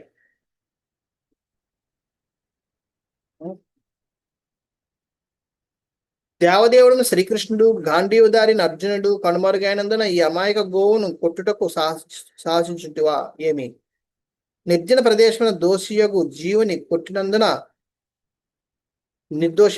కొట్టినందున నీవు అపరాధిగా పరిగణింపబడి వదాహరుడు అవుతుంది. చూడండి, ఇప్పుడు అర్జునుడు కృష్ణుడు లేడు కాబట్టి నేను చేసినా చల్లుతుందని చెప్పి నువ్వు అధర్మాన్ని పాల్పడుతున్నావా? ఇంకా నేనున్నాను. నిర్దోషులు వీటిని నువ్వు, అది కూడా ప్రైవేట్గా నిర్జన ప్రదేశంలో నువ్వు హింసిస్తున్నావు కాబట్టి అటువంటి వాడికి శిక్ష మరణ శిక్ష, వదార్హుడివి. అంటే ఇక్కడ వదార్హుడని ఎందుకన్నారు? నిర్దోషి, ఓకే, ఆవులు ఇద్దరు నిర్దోషులు, ఓకే, ఒక్కటో ఆయన్ని ఖండించిన వాళ్ళని ఇబ్బంది పెడుతున్నందుకు అది నేరమే. కానీ ఆమె నేరానికి ఒక అవకాశం ఇవ్వకుండా డైరెక్ట్గా వదార్హుడు అని చెప్పి ఎందుకు అనేస్తున్నాడు? ఎందుకు వధించాలి నిన్ను అని చెప్పి నువ్వు చెప్పి చంపాల్సింది నేను చంపాల్సిందే అని చెప్పి ఎందుకు అంటున్నాడు పరీక్షిత్ మహారాజు? ఎందుకంటే ఆయన ఆ తప్పు ఎక్కడ చేస్తున్నాడు? నిర్జన ప్రదేశంలో, ఎవరు లేని చోట. అక్కడ మనం అర్థం చేసుకోవాలి, ఎవరు లేని చోట చేస్తున్నాడు అంటే అది తప్పు చేస్తున్నాడు అని చెప్పి ఆయనకు ఒక అవగాహన ఉంది కాబట్టి ఆయన ఎవరు లేని చోట చేస్తున్నారు. ఇప్పుడు చిన్నపిల్లలు ఉన్నా అనుకోండి, ఏదైనా తిండి వస్తువు ఉంటే అందరి ముందు వెళ్ళి తినేస్తాడు. ఎందుకంటే ఆయనకి పాపం పుణ్యం తెలియదు, తప్పు తప్పు ఒప్పులో తెలియదు. మనం తినాలనుకోండి అటు ఇటు చూస్తాం, ఎవరు లేకపోతే అప్పుడు తీసి నోట్లో పెట్టేస్తాం. ఎందుకంటే మనకు తెలుసు అది తినడం తప్పు. అందుకే మనం ఏం చేస్తాం, ఎవరు లేనప్పుడే తింటాం, లేదా ఎవరు చూడనప్పుడే తింటాం, చూసుకోండి. కానీ చిన్నపిల్లవాడికి ఆ అవగాహన, తప్పు ఒప్పు అన్న అవగాహన ఉండదు కాబట్టి అందరి ముందు తీసేస్తాడు, తినేస్తాడు, నోటే పెట్టేస్తాడు. చూడండి, అందుకని మన పూజలు చేస్తాం, చిన్నపిల్లలు ఏం చేస్తారు, వచ్చే ప్రసాదం దీంట్లో పెట్టి నోట్లో పెట్టి తీసేస్తుంటారు. తప్పురా అని మనం అంటుంటాం. వాళ్ళకి తప్పు అన్న విషయం వాళ్ళకి తెలియదు, అంచేత అది అమాయకత్వం. అదేవిధంగా ఈయన నిర్దోషి జీవుల్ని ఓన్లీ దండించినట్లయితే క్షమ పెట్టడమో లేదా ఏదో చివాట్లు పెట్టి వదిలేయడం చేసి ఉండేవాడు పరీక్షిత్ మహారాజు. కానీ నిర్జన ప్రదేశంలో చేస్తున్నాడు కాబట్టి, అంటే నిర్జన ప్రదేశం అంటే ఎవరు చూడని ప్రదేశంలో ఎవరికి తెలియకుండా చేస్తున్నాడు అంటే అర్థం ఏంటి, తను చేస్తున్న తప్పని విషయం తెలిసి చేస్తున్నాడు కాబట్టి అటువంటి వాడిని కఠినంగా శిక్షించాలి. అది ఇక్కడ. అందుకనే వద మహర్షి, వెంటనే వధిస్తాను, వదకి అర్హత ఉన్నవాడు, నువ్వు నీకు శిక్ష వద, ఊరి శిక్ష చేయాల్సింది, మరణ శిక్ష చేయాలి. త్వం వా మృణాల ధవల న్యోన పదాచరన్ వృషరూపేణ కిం కశ్చిత్ దేవో నా పరిఖేదయన్. తదుపరి పరీక్షిత్ మహారాజు వృషభం ఇట్లు ప్రశ్నించాడు, నీవెవరవు? తెల్లని తామర వంటి ధవల వర్ణం కలిగిన వృషభమా లేక దేవతవా? 3 పాదములు కోల్పోయి నీవు ఏకపాదివై చరించుచున్నావు. వృషభ రూపంలో నాకు ఖేదమును కలిగించున్న నీవు ఏదేని దేవతవా? ఖేదం అంటే ఎవరికైనా తెచ్చా? కలత ప్రభుజీ, కలత. ఖేదము అంటే దుఃఖము ప్రభు. కలత చెందారు అంటారు కదా ప్రభుజీ. ఖేదం, ఖేదిస్తున్నామంటారుగా, ట్రైన్ లేట్ అయినందుకు అంటే అది కాదు, దాన్ని ఏమంటారు, ఖేదం అంటే కలత. కలత దగ్గర పదం ఉంది, రిగ్రెట్ అంటారు. ఎందుకంటే నాకు కలత కలిగిస్తున్నాను ఈ రూపంలో ఉండే అని చెప్పి. అంచేత ఇక్కడ నువ్వు దేవతవా ఎవరు అని చెప్పి ధర్మదేవుని కూడా అడుగుతున్నాడు. నజాతు కౌరవేంద్రాణం దోర్దండ పరిరంభితే భూతలేను పతన్యస్మిన్ వినాతే ప్రాణినాం శుచః. కురువంశ రాజుల బులభజములచే పరిరక్షింపబడు రాజ్యమున తొలిసారిగా నేను కన్నీటితో దిక్కించిన నిన్ను గాంచుచున్నాను. రాజ నిర్లక్ష్యమిచ్చే ఇంతవరకు ఎవరును దరిద్రమే కన్నీరు కార్చి ఉండలేదు. అది చూడండి, మా కురువంశంలో ఇప్పటి వరకు నేను మొట్టమొదటిసారిగా చూస్తున్నాను ఇలాగా ధర్మపరాయణం, లేదంటే ఆవు వృషభం కన్నీరు కార్చడం. ఇంతవరకు నేను ఎప్పుడు కాలలేదు. మా రాజుల యొక్క నిర్లక్ష్యం చేత ఈ స్థితి ఇప్పుడు రాలేదు ఇంతవరకు. అది ఇప్పుడు కూడా నేను రానివ్వను, నువ్వు భయపడద్దు అని చెప్పి అక్కడ ఈ వృషభానికి భరోసా కూడా ఇస్తున్నాడు. ప్రభుపాద ఇక్కడ రాస్తున్నారు, ప్రాణరక్షణకు సంబంధించినంత వరకు మానవులు జంతువులు సమానంగా రక్షింపబడగలను. భగవద్ రాజ్యమునందలి విధానం ఇదియే. అది ప్రాణరక్షణకు వచ్చేటప్పటికి మనుషులను ఏ విధంగా రక్షిస్తున్నామో జంతువులు కూడా అదే విధంగా రక్షించాలి. ఎందుకంటే ప్రజారాజ్యం అంటారు, కానీ ఇక్కడ ప్రజారాజ్యం అంటే దానికి ప్రజ అంటే ప్రదేశం, ఒక ప్రదేశంలో పుట్టిన జనుడు, అంటే జన్మించినవి అని. ఏదైనా మనం భారతదేశం ప్రజలు అనుకుంటే భారతదేశంలో పుట్టిన ప్రతిదీ, ఆ ప్రదేశంలో పుట్టిన అంటే జన్మించిన ప్రతిదీ కూడా ప్రజ కింద లెక్క. అయితే అవన్నీ ఓట్లు వేయలేవు కాబట్టి అట్లా ఏమైనా చేస్తున్నారు. మనుషులు ఓట్లు వేస్తారు కాబట్టి మనుషుల్ని పట్టించుకుంటున్నారు.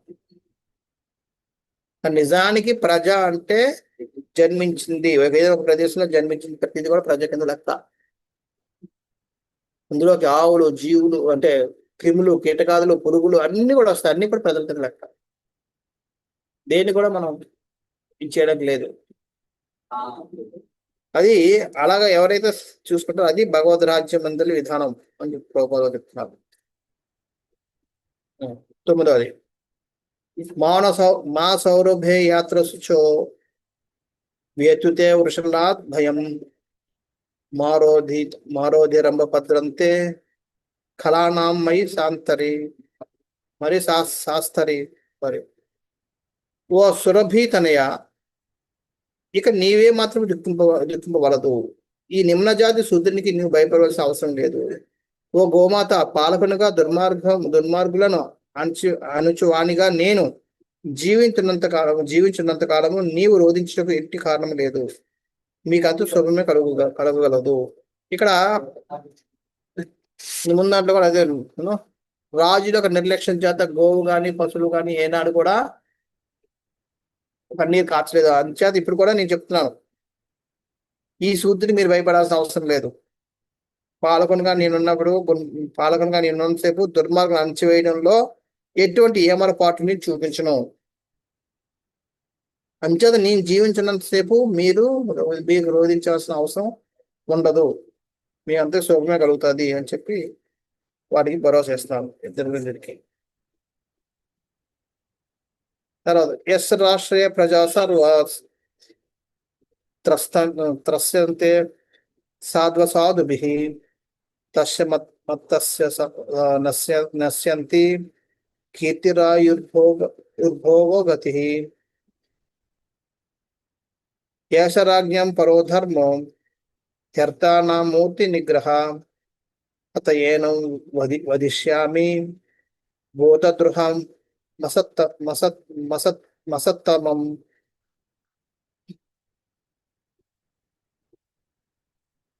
భూతద్రుహమ సత్తమం. ఓ సాధ్వి, తన రాజ్యమునందు వివిధ జీవులు దుష్టులైన వారిచే పీడింపబడినప్పుడు రాజ్యము లేని రాజు యొక్క యశస్సు, ఆయువు, ఉత్తమ జన్మము మొదలుగా నశించిపోగలవు. ఆర్తులైన వారి ఆర్తిని నశింపజేయుటయే రాజులకు నిక్కముగా పరమ కర్తవ్యము.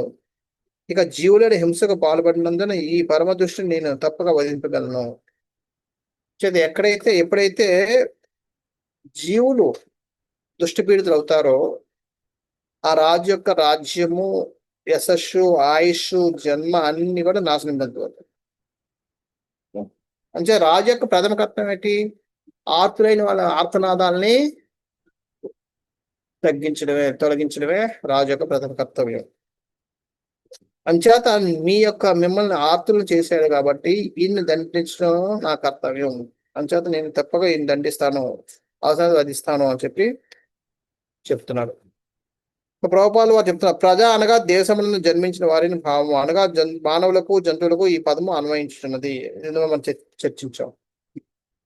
ప్రతి జీవు దేశంలో రాజు యొక్క రక్షణలో జీవించేది ప్రాథమిక హక్కును కలిగి ఉండను. అంచేత ప్రజలుగా మనుషులే కాకుండా జంతువులకు కూడా ఈ హక్కు, జీవించే హక్కు, స్వేచ్ఛగా జీవించే హక్కు ఉంది. మనుషులకు జీవించే హక్కు, స్వేచ్ఛగా జీవించే హక్కు ఉందంటే ప్రజ అంటే జంతువులు కూడా ప్రజలే కాబట్టి వాళ్ళకు కూడా ఈ హక్కు ఉంటుంది. వారు ఒక్కనికి చెప్తున్నారు. రెండో పారాగ్రాఫ్ ప్రభుపాదులు చెప్తున్నారు, భగవన్ నియమం ప్రకారము జీవులు ఏ రూపం నందునను భగవాన్ సంతానమే కనుక ప్రకృతి నియమము అనుజ్ఞ నొసగితే తప్ప ఇతర జీవులను చంపుటకు ఎవరికి అధికారం లేదు. అంచేత భగవద్ నియమం ప్రకారం అన్ని జీవులు కూడా భగవంతుని యొక్క అంశాలు, భగవంతుని యొక్క పుట్టినకు సమానం కాబట్టి భగవంతుడి యొక్క నియమం లేకుండా, అనుమతి లేకుండా ఎవరిని శిక్షించలేము. భగవంతుడికి అనుమతి ఎలాగ వస్తుంది? ప్రకృతి నియమాలు. అంచేత ప్రకృతి నియమం ప్రకారమే మనం శిక్షించాలి కాబట్టి శిక్షించాలి తప్ప లేకపోతే శిక్షించడానికి లేదు. కనుక భగవన్ నియమం ప్రకారం జీవుడు కొన్ని ప్రత్యేక జీవులను భుజించటే మనుగడ సాధించను. అది ఏ విధంగా అంటే ఇది ఆవులు, సింహాలు ఉన్నాయంటే సింహాలు ఇటువంటి జంతువుల్ని మాంసాహారం కాబట్టి అవి ఈ జంతువులు తింటాయి. అలాగే ఆవు శాకాహారం కాబట్టి ఎన్నటి కూడా తిందు. సో అంచేత ఆ ప్రకృతి నియమం ప్రకారం ఒక పులి ఒక మూగజీవిని లేదంటే ఒక నిస్సహాయ జీవిని చంపి తినడం అనేది దాని యొక్క కర్తవ్యం. అంటే అది తప్పు కాదు. అది ప్రకృతి ఆయనకి ఇచ్చిన ఒక ఇది నియమం కన్సెషన్. ఆ నియమం ప్రకారం, ప్రకృతి నియమం ప్రకారం అది చంపుకుని తినడం తప్పు కాదు. అలాగా ప్రకృతి నియమాల ప్రకారం ఏదైనా అవుతే తప్ప, లేకపోతే మనం వాటిని మనం చంపడానికి ఎటువంటి హక్కు మనకి లేదు అని చెప్తున్నారు. ఇక్కడ విశ్వనాథ్ చక్రవర్తి ఠాకూర్లు వారు దీనికోసం రాస్తున్నారు. ఇక్కడ విశ్వనాథ్ చక్రవర్తి ఒక సంభాషణ రాస్తున్నారు. అరే నువ్వు అంటున్నావు ఆయన వధిస్తానని చెప్పి ఎవరిని, ఆ శూద్రుడిని. ధర్మదేవత అంటుందట, నువ్వు ఆ ఆ వ్యక్తిని చంపితే దాని కారకం నేనవుతాను, మేమవుతాం, మా వల్ల నువ్వు ఆయన చంపాల్సి వచ్చింది. అంచేత పరోక్షంగా మేము కారకులం కాబట్టి కర్మ మాకు కూడా వస్తుంది. అంటే నువ్వు చేయొద్దు, అలా చంపొద్దు అని చెప్పి అని అడుగుతుంది. అంటే అప్పుడు పరిశ్రమ మహారాజు అంటున్నాడు, లేదు నేను ఆయన చంపాలి, ఎందుకంటే ఆ చంపడం వల్ల నాకే బెనిఫిట్. నేను ఎందుకు ఆ బెనిఫిట్ ఎందుకు, నువ్వు అడిగినందుకు కాదు చంపదని. అలా చంపితే నేను మిమ్మల్ని రక్షించిన వాడిని అవుతాను, అది నా కర్తవ్యం, నేను నా కర్తవ్యపరాయణాన్ని కర్తవ్యం చేసిన వాడిని అవుతాను అని చెప్పి నేను చంపాల్సిందే అని చెప్పి ఇక్కడ పరీక్ష మహారాజు మళ్ళీ ఆయన భరోసా ఇస్తూ వస్తానని చెప్తున్నాడు.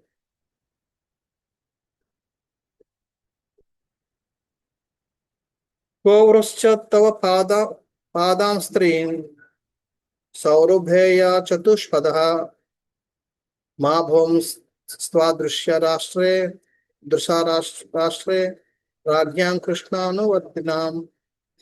అతడు పరీక్షిత్ మహారాజు వృషమును పదే పదే సంబోధించి ఈ విధముగా మరలా ప్రశ్నించును, ఓ సురవినందన, 3 పాదములను ఎవడు ఖండించినాడు? కృష్ణానువర్తులైన రాజుల రాజ్యంలో నీ వలె దుఃఖితులైన వారు వేరెవరునూ లేరు. కృష్ణానువర్తులు అంటే కృష్ణునికి అనువర్తం, అంటే కృష్ణునికి అనుభవంగా వర్తించేవారు, అంటే నడుచుకునేవారు కృష్ణానువర్తులు. అంటే మేమందరం కూడా కృష్ణుడికి ఎలా కావాలో అలాగే నడుచుకునేవాళ్ళం. మా అంటే అటువంటి రాజ్యంలో నీకు ఇటువంటి దుఃఖం తెచ్చిన వాళ్ళు ఎవరు అని చెప్పి మళ్ళీ ప్రశ్నిస్తున్నారు ధర్మదేవత. భాష ప్రభుపాద రాస్తున్నారు, సమస్త దేశముల రాజులు లేదా దేశాధినాథులు శ్రీకృష్ణ భగవాన్ నిర్దేశించిన నియమములను అంటే భగవద్గీత భాగవతము తప్పక ఎరిగి ఉండి మానవజనం ప్రయోజనమును సిద్ధింపజేయుటకు వాటిని అనుసరించియే వర్తించవలను. అది పేదలు అందరూ కూడా వీటిని తెలుసుకుని వాటి ప్రకారం వర్తించి వాటి నడుచుకుని వారి యొక్క జీవితాల్లో కూడా కాకుండా ప్రజల యొక్క జీవితాన్ని కూడా ఉద్ధరించబడేటట్టుగా చెయ్యాలి అని చెప్తున్నారు. ఆ విధంగా నడుచుకోవాలి. భవక్లేశములను అంతమొందించుటయే మానవ జన్మ యొక్క ముఖ్య ప్రయోజనమై ఉన్నది. ముఖ్య ప్రయోజనం అంటే భవక్లేశాలు, ఈ భూమి మీద క్లేశాలన్నింటినీ అంతమొందించడం అనేది ఆ ముఖ్య ప్రయోజనం. కాబట్టి దాన్ని నెరవేర్చుకోవాలి అని చెప్పి రాస్తున్నారు. నెక్స్ట్, ఆఖ్యాహి వృషభద్రం వా సాధూనాం అకృతాగసాం ఆత్మవైరూప్య కర్తారం ఆర్ధానం కీర్తి దూషణం. ఓ ఋషభమా, నిరపరాధివి సాధు వర్తనం కలదానివి అవు నీకు సుగమగు గాక. పాండవుల యశస్సును హరించినట్టి ఈ రూపత్వమును నీకు కలుగు చేసిన దుష్టుడెవడో దయచేసి నాకు తెలియజేయము. రూపము అంటే చెడ్డ రూపం, అంద వికారం అని అర్థం. కురూపి అంటే అర్థం ఏంటంటే అందంగా లేనివాడు అని. అంటే కురూపాన్ని నీకు ఇలాగా దుస్థితి అంటే నువ్వు మామూలుగా 4 కాళ్ళ మీద నడిస్తే ఎంతో అందంగా టీవీగా కనబడతావు, ఇప్పుడు అలా కుంటుకు నడడం కురూపం. అంచేత ఆ కురూపంగా నిన్ను మార్చిన వారి దృష్టిలో ఎవరో చెప్పు. మేము పాండవుల రాజ్యంలో ఇటువంటి జరగడానికి మేము ఎప్పుడు కూడా ఎన్నటికీ అనుమతించలేము అని చెప్పి చెప్తున్నారు. సో ఇక్కడ విశ్వ చక్రవర్తి వారు ఒక సంభాషణ రాస్తున్నారు. ఈ పరీక్షిత్ మహారాజ్కి ధర్మదేవత అయిన వృషభుడికి అదే వృషభురంలో ఉన్న ధర్మదేవత మధ్య ఉన్న సంభాషణ.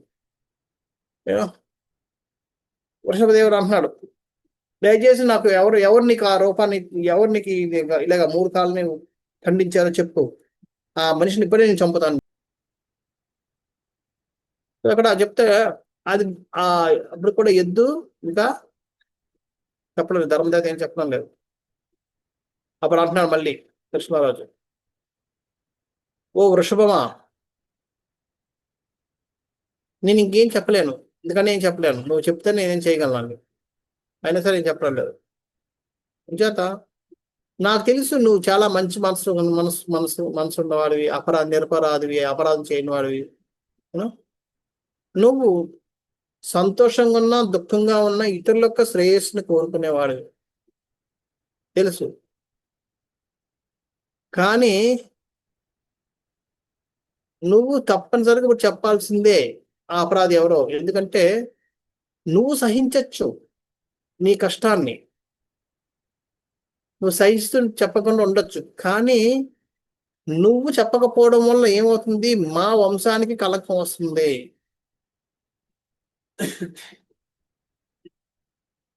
అంచేత నువ్వు పరులకు కూడా కష్టం కలిగించిన దాని అవుతున్నావు. అంచేత అందుకోసమే నువ్వు చెప్పాల్సిందే, ఎవరు నిన్ను ఈ స్థితికి కురూప స్థితికి తీసుకొచ్చారు, ఎవరు నీ 3 రూపాయలని ఖండించారు చెప్పు అని చెప్పి పరీక్షిత్ మహారాజు ధర్మదేవతను మళ్ళీ ఒక్క నుంచి అడుగుతున్నాడు.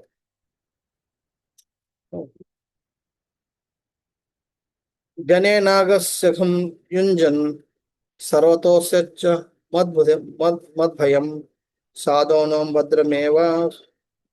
భద్రమేవాస్ యదసాధు దమనే కృతే. నిరపరాధులకు జీవులకు కష్టమును కలిగించువారు ప్రపంచం నందు ఎచ్చోటనైనను నాకు భయపడవలసినదే. దుష్టులను అణచివేయట ద్వారా మానవుడు సాధువులను అప్రయత్నంగా లాభము సమకూర్చిన వాడు అవును. అంచేత ఎవరైనా తప్పు చేసిన వాళ్ళు ఎవరు కూడా నా తెచ్చి నాకు భయపడాల్సిందే. ఎందుకంటే సాధువులకు మనం సేవ చేయట్లేదు. సాధువు ఏ విధంగా సేవ చేయొచ్చు, సాధువు సేవ చేయకపోయినా సాధువులు ఇబ్బంది కలిగించిన వాళ్ళని మనం అరికట్టడం ద్వారా కూడా వాళ్ళకి సేవ చేసిన వాళ్ళు అవుతాం. అంచేత మీలాంటి సాధువులకి నేను ప్రత్యక్షంగా సేవ చేయలేకపోయినా మీకు ఇటువంటి కష్టాలు తెస్తున్న వాళ్ళని అడ్డుకోవడం ద్వారా నేను మీకు సేవ చేసిన వాళ్ళు అవుతాను. చేత మీరు నాకు చెప్పాల్సిందే. పిరికి బదులు శక్తిహీన దేశాధినేతల కారణమే విద్రోహ శక్తులు విజృంభించుచుండును అని మనం తెలుసుకోవాలి, అర్థం అవుతుంటుంది, చెప్పాల్సిన అవసరం లేదు ఇప్పుడు. అలాగే ఇక్కడ భాషలో మళ్ళీ ఇంకోటి రాస్తున్నారు, ఆ సమయం దుష్టులైన వారిని అంచుటకు ఒక్కటే రాజు కర్తవ్యం కాగలదు. అంచులో ఒకటే రాజు కర్తవ్యం కాగలదు, అది లెక్కముగా మానవ సంగమన శాంతి సామరస్యములను కలుగజేయగలదు. అది ఎప్పుడైతే ఇలాగా నిర్దోషుల్ని నిస్సహాయకుల్ని ఎప్పుడైతే శిక్షిస్తున్నారో అటువంటి సమయంలో రాజు యొక్క ప్రథమ కర్తవ్యం వద్ది అటువంటి దోషుల్ని అణచివేయడం లేదా సంహరించడమే రాజు యొక్క ప్రథమ కర్తవ్యం. అలా చేయడం ద్వారా ఆయన మళ్ళీ మానవ సమాజంలో శాంతి సామరస్యాన్ని కలుగు చేయగలుగుతారు. అనాగహ స్విహ భూతేషు యహ ఆగ నిరంకుశః ఆహార్తాస్మి భుజం సాక్షాత్ అమర్త్యాస్యాపి సాంగతం. నిరపరాధులైన జీవులను హింసించడం ద్వారా పాపమునర్చడి దుష్టుడు కవచాభరణం దాల్చిన స్వర్గలోక వాసేనను సరియే నిక్కముగా నాచే నిర్మూలించబడను. అది ఇక్కడ ఎవరైతే నిరపరాధులు ఇటువంటి జీవుల్ని హింసిస్తుంటారో వాడు ఏం చేస్తున్నాడు, కవచాభరణములు, కవచము, ఆభరణాలు, మంచి మంచి కిరీటాలు ఇటువంటివి అన్ని పెట్టుకుని వచ్చినా సరే నాతో ఆయన నా చేతులు ఆయన నిర్మూలించబడతాడు. నేను అటువంటి దాన్ని క్షమించను అని నువ్వు భయపడకుండా చెప్పు అని చెప్తున్నావు. సరే ప్రభుపాద భాష దీని భావం ఏమనగా దేశపాలనము గావించేవాడు బలవంతులైన పాపులను సైతము దండింప స్థిర నిశ్చయుడు రీతిలో పరీక్షిత్ మహారాజు వలె గొప్ప శక్తివంతులై ఉండవలను. అంచేది ఇక్కడ ఎవరైనా సరే అధర్మాన్ని చేస్తే లేదా జంతువులను హింసిస్తే లేదా నిస్సహాయ జంతువులను హింసిస్తే వాళ్ళని శిక్షించడంలో ఎటువంటి ఎటువంటి పెద్దవాడైనా సరే దాన్ని శిక్షించడం వెనక ఆడకూడదు. కానీ ఈరోజు మనం చూస్తుంటాం, పెద్దవాళ్ళు చేస్తే వదిలేస్తారు గవర్నమెంట్. అలా ఉండకూడదు. అంతేకాక భగవన్ నియమం అది ధిక్కరించింది అపరాధుల శిక్షకు గురి చేయటం దేశపాలకుని నియమమై ఉండేవాళ్ళం. ఇది ఎవరైనా సరే ఏ వ్యక్తి సరే ఒకవేళ ధిక్కరిస్తున్నాడు అంటే నియమాల్ని వెంటనే శిక్షలో మనం చాలా అలర్ట్ గా ఉండాలి అని చెప్పి ఇక్కడ ప్రభుపాద వారు కృష్ణా చక్రవర్తి ఠాకూర్ వారు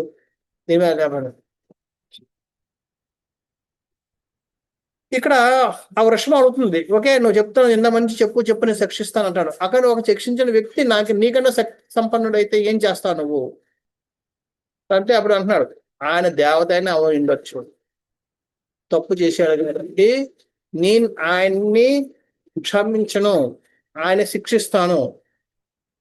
ధర్మాన్ని రక్షించడంలో నాకంటే బలవంతుడు ఈ భూమి మీద కానీ లోకంలో కానీ ఏసులో ఎక్కడ కూడా నాకంటే బలవంతుడు ఎవరు లేరు. అంచనా నువ్వు దానికోసం ఆలోచించక్కలేదు, నిస్సంకోచంగా ఆయన ఎవరో నాకు చెప్పని చెప్తున్నాడు. లాస్ట్ ఒక శ్లోకం మనం అవగడ్డేద్దాం. రాజ్ఞో హి పరమో ధర్మ స్వధర్మ స్థాను పాలనం శాస్త్రోన్యాన్ యదా శాస్త్రం అనాపద్యుత్పతానిహ. చట్టమునకు కట్టుబడి వర్తించే వారికి సమస్త రక్షణను కల్పించుట, అత్యవసరం ఏదీను లేకనే సాధారణ పరిస్థితులు ఎందును శాస్త్ర నిర్దేశమును ఉల్లంఘించు వారిని దండించుట దేశమైన రాజు యొక్క ప్రథమ పరమధర్మమై ఉన్నది. అది రాజు యొక్క ధర్మం ఏంటి? ఎవరైతే చట్టాన్ని కట్టుబడి ఉంటారో వాళ్ళని రక్షించడం, అలాగే అత్యవసర పరిస్థితులు లేకుండా చట్టాన్ని ఉల్లంఘించిన వారిని శిక్షించడం. సో అత్యవసర పరిస్థితుల్లో చట్టాన్ని ఉల్లంఘించడం తక్కువ. చూడండి, అంబులెన్స్ చాలా సీరియస్ గా ఉంది, అందుకని అంబులెన్స్ రెడ్ లైట్ కూడా క్రాస్ అయిపోయి వెళ్ళిపోవచ్చు. అత్యవసర పరిస్థితి, మనిషి చావు బతుకులో ఉన్నాడు. సో అలా లేదకుండా చేస్తే అత్యవసర పరిస్థితి లేనప్పుడు అంబులెన్స్ వెళ్ళింది అనుకోండి, అప్పుడు అంబులెన్స్ కూడా పెనాల్టీ వేస్తారు. పంచాయతీ అటువంటి వాళ్ళని శిక్షించడం అది రాజు యొక్క ప్రథమ కర్తవ్యం. ఇక్కడ ప్రభుపాద రాస్తారు, అత్యవసర పరిస్థితుల్లో మనుషుడు ఏ జంతు మాంసం భుజించి జీవించవచ్చును, కానీ దీని భావం మాంసాహారుల కొరకే కల్పేలాలు నిర్వహించవాలని కాదు. అటు విధానం ప్రభుత్వం ప్రోత్సహించరాదు. అత్యవసర పరిస్థితుల్లో అవసరమైతే మనిషి జంతు మాంసం తినేనే బతకాలి. దాని ఉద్దేశం ఏంటంటే అవసరం లేని స్థితిలో కూడా జంతు మాంసాన్ని తినమని కాదు, అని అర్థం చేసుకోవాలి. అలాగే ప్రభు లాస్ట్ పారాగ్రాఫ్ మొత్తం 2వ పారాగ్రాఫ్ లాస్ట్ లో రాస్తున్నా, ఈ విషయమును ఉల్లంఘించేవాడు శాస్త్ర రీతిలో శిక్షింపబడవలను. సారాంశం ఏమనగా శాస్త్రమైన నిర్దేశింపబడిన రీతి ప్రతి ఒక్కరును తమ స్వధర్మం పాలించినట్లుగా గాంచుట రాజు యొక్క పరమధర్మమే అన్నది. అది చేత ప్రతి ఒక్కరు కూడా వారి యొక్క ధర్మాన్ని పాటించినట్టుగా చూడటం అన్నది రాజు యొక్క ప్రథమ కర్తవ్యమే ఉంటది. కాబట్టి రాజు తన కర్తవ్యంతో పాటు ప్రజలు కూడా వారి కర్తవ్యాన్ని యథాతథంగా పాటించేటట్టుగా చూడాలి అన్నది మనం రాజు యొక్క ప్రధాన కర్తవ్యం. ఈ విధంగా ఇక్కడ ధర్మదేవతకి ఈ కలియుగిని కలి పురుషుణ్ణి బాణంతో ఎదుర్కొని ఆయన భయపెట్టి వీళ్ళని అడుగుతున్నాడు, వీళ్ళిద్దరికి మీకు ఎటువంటి భయం లేదు, నిర్భయంగా ఉండండి, మీకు ఎవరు శిక్షించారో ఇలాగ ఎవరు మీ కష్టాలకు ఎవరు కారకులు చెప్పండి, వాళ్ళని వధిస్తా అని చెప్పి ఆయన భరోసా ఇస్తూ ఆయన్ని సేద తీరుస్తున్నాడు. సో ఇవన్నీ విన్న తర్వాత ధర్మదేవత ఏం చెప్పింది, పరిస్థితి మహారాజుకి ఇచ్చిన సమాధానం ఏమిటి, ఇవన్నీ మనం వచ్చే వారం చూద్దాం. హరే కృష్ణ. ఎవరికైనా ఏమైనా ప్రశ్నలు ఉన్నాయో చర్చించినట్లు? Krishna was born in Yadu dynasty, right?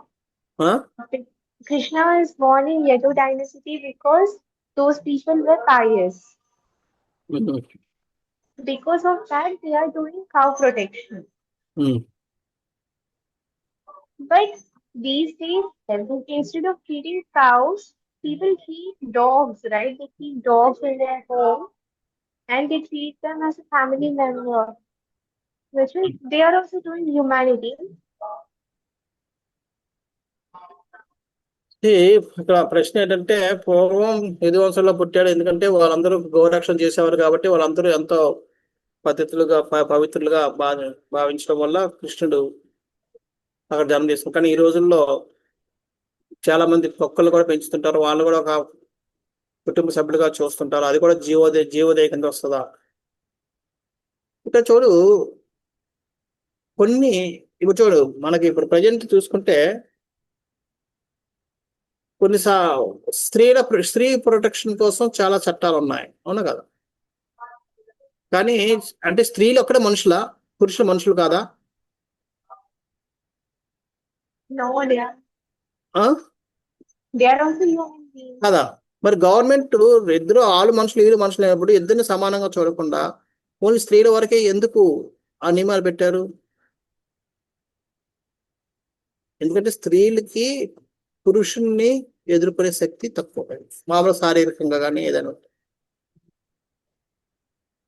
అంచేత వాళ్ళకి ఆ కొద్దిగా ప్రొటెక్షన్ ఇస్తే వాళ్ళు కూడా నిర్భయంగా వాళ్ళ యొక్క కార్యక్రమ సమాజంలో సమానంగా బతకగలుగుతారు అన్న ఉద్దేశం మీద కొన్ని ఎక్స్ట్రా చట్టాలు స్త్రీల కోసం, స్త్రీల సంరక్షణ కోసం పెట్టింది. కానీ ఇప్పుడు అది వదిలేసి అవసరం లేని చోట కూడా ప్రొటెక్షన్ ఇస్తే అప్పుడు ఏమవుద్దంటే వాళ్ళని మనం అనవసరంగా ఇచ్చేసి వాళ్ళని మనం పాడు చేసిన వాళ్ళు అవుతాం.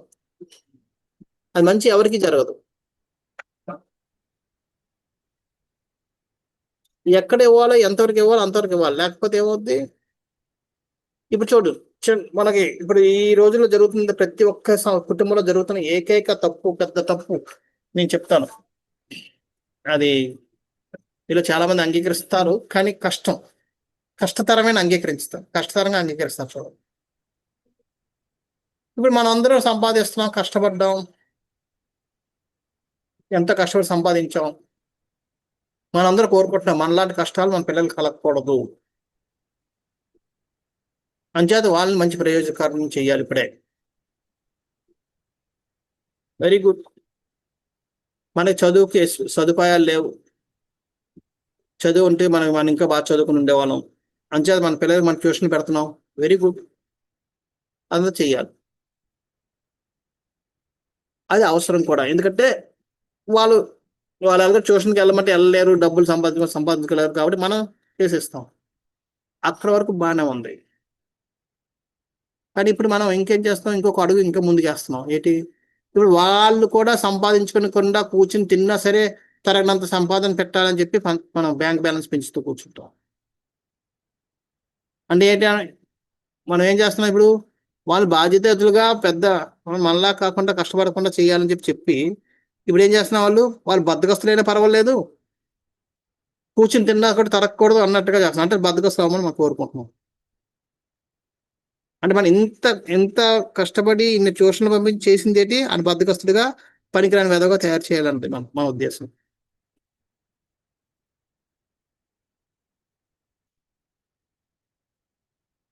మన ఉద్దేశమే తప్పు. అంచేత మన సంపాదన అనేది మన వరకు ఉంచుకోవాలి. వాడి సంపాదన మనం సంపాదించుకునేమంటే, వాడి సంపాదన వాడికి కూడా మనమే సంపాదించి వాడు కూర్చొని తినేటట్టు చేస్తాము అన్న భావనలో మనం ఆలోచించడం చాలా తప్పుడు ఆలోచన. అది అవసరం లేనిది. అలాగే ఆవుని రక్షించడం, ఎందుకంటే ఆవు మనకి అన్ని విధాలా ఉపయోగపడుతుంది, దాన్ని రక్షించడం అనేది అవసరం. కుక్క అవసరం అంత లేదు, దాన్ని రక్షించుకుంటూ దాన్ని భోగించడం, దాన్ని పాలన చేయడం అన్నది ఎలాగైతే మన పిల్లల్ని అనవసరంగా వాళ్ళు కష్టపడకుండా మనమే కష్టపడిపోయి వాళ్ళకి కూర్చోబెట్టి తినిపిద్దాం, కూర్చొని తిన్నా సరే వాళ్ళకి ఏం అవ్వకూడదు అన్న భావనలో మనం చేస్తా అంటే ఆడు ఎందుకు బాధ్యతగా ఉంటాడు, వాళ్ళకి అవసరం లేదు. వాడి మీద మసాలా అంటాం, ఒరే నీకేంటో తక్కువ, నువ్వు కూర్చొని తిన్నా సరే నీకు అయిపోతా అన్నట్టుగా మనం 10 సార్లు అమ్ముతుంటే వాడు అదే అమ్ముతాడు, నాకేముంది నేను కూర్చొని తింటానంట. బాధ్యతాయుతంగా ఉండడు అప్పుడు. కానీ ఆయన సంపాదించుకున్న ఆయన సంపాదన నిలబెట్టుకోడు, మన సంపాదన కూడా నిలబెట్టడు.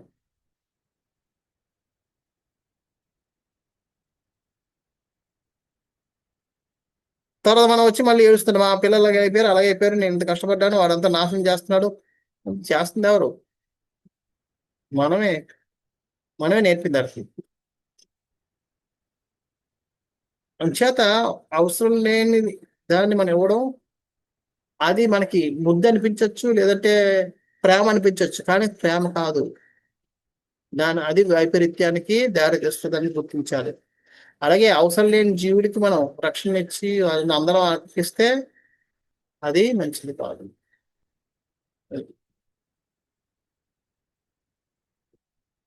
ఓకే, వాటిని హింసించమని So చెప్పాలి, కానీ వాటికి that is unnecessary attachment. Unnecessary attachment. that's why Prabhupada says it. Those people all next life they will take either Dog. they'll take life. They born as a dogs. ఇంత ప్రేమ చేసి ఏం చేస్తాం మనం? ఆ కుక్క జన్మ తెచ్చుకోం. అంత తప్ప ఇంక దేనికి పని చేయలేదు. ఓకే, నెక్స్ట్ ఇంకెవరికైనా లాస్ట్ ఎవరికి ప్రశ్నలు అయితే ప్రాప్తం. శ్రీల ప్రభుపాద की जय, ग्रंथराज श्रीमद् भागवतम की जय. वांछा कल्पतरुभ्यश्च कृपा सिन्धुभ्येव च नानां पावनेभ्यो वैष्णवेभ्यो नमो नमः. नंद की जय.